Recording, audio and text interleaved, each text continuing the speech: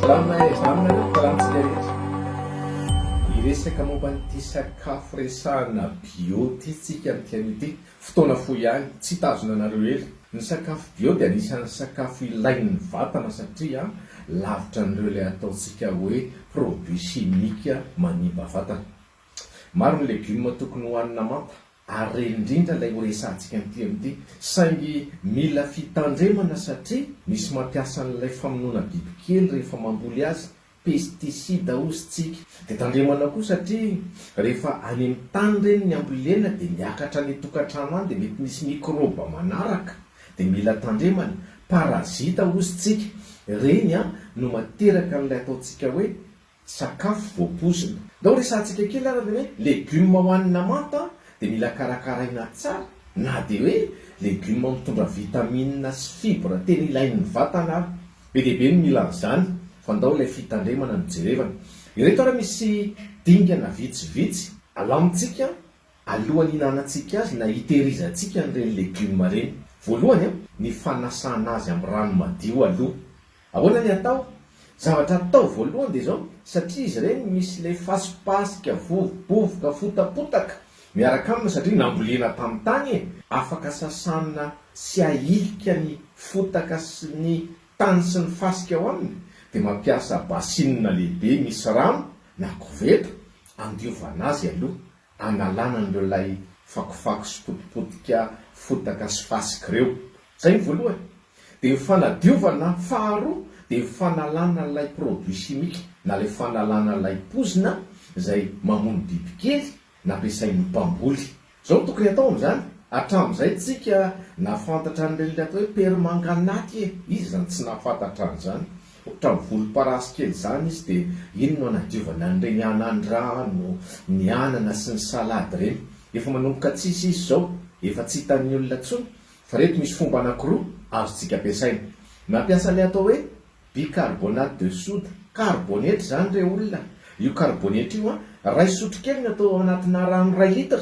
Raha mampiasa rano 5 litra moa zany dia fantatra hoe tokony 5 sotro kely. Arakaraka ny rano ampiasaina dia ray sotro kely aloha zany amin'ny rano 2 litra.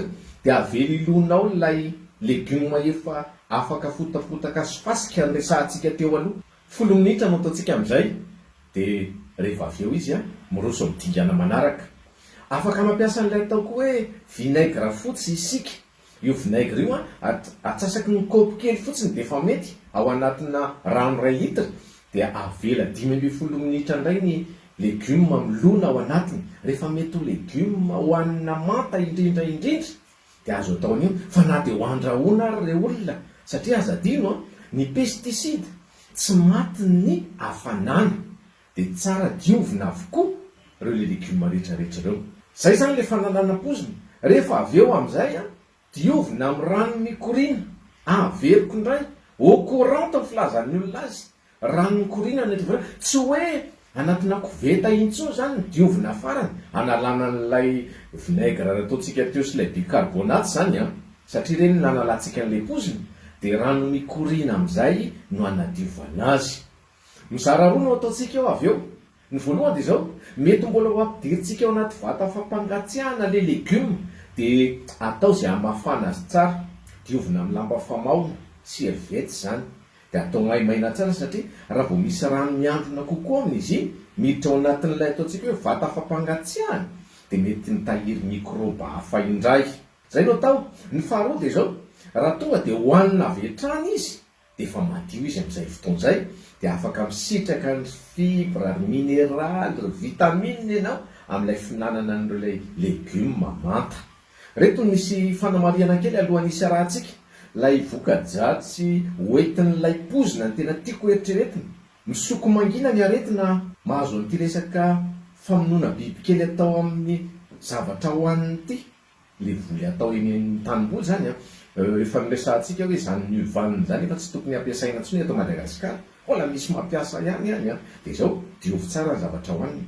Mahatonga aretina any amin'ny aty, simba ny voa, simba ny tsinay, reny rehetrarehetra ireny misoko mangina ohatry ny homamiadana. Dia rehefa tena tonga amin'ilay taona mahazoazo taona antsika dia miseho daholo ty karazana aretina rehetrarehetra ity dia izay ny hitandremana. Ny pesticide ny tena ahafantarana azy le fisehoana aretina de misy areti-kibo ao mety mivalana mandoa de zany le tena hitandremana. De reo parazita reto koa le microbe maro samihafa reo koa anisany manahirana antsika satria reny le misy an'le hoe amiba, bakteria, ry escherichia coli moa zany tena efa tsy resahana ntsony de tadidinareo ngamba fa misy olona tratrany atao hoe cysticercose amin'ny finanananana n'ity zavatra ity. Ry salady nem salady, ry samosa hoanina amin'ny salady nefa mifanadiovana azy ndraindray tsy de fantatra loatra, mila mitandrina satria ny zezika nampiasaina no mety miteraka an'ilay izy de na olona tsy mihinana kisoa ary voa cysticercose. Afatra farany ho an'ny mpangoly, raha mbola azo atao aza mampiasa famonoana bibikely simika intsony, famonoana bibikely biolojika ampiasaina de milamina tsika menakavy. Zay indray aloha mirahsoa anareo.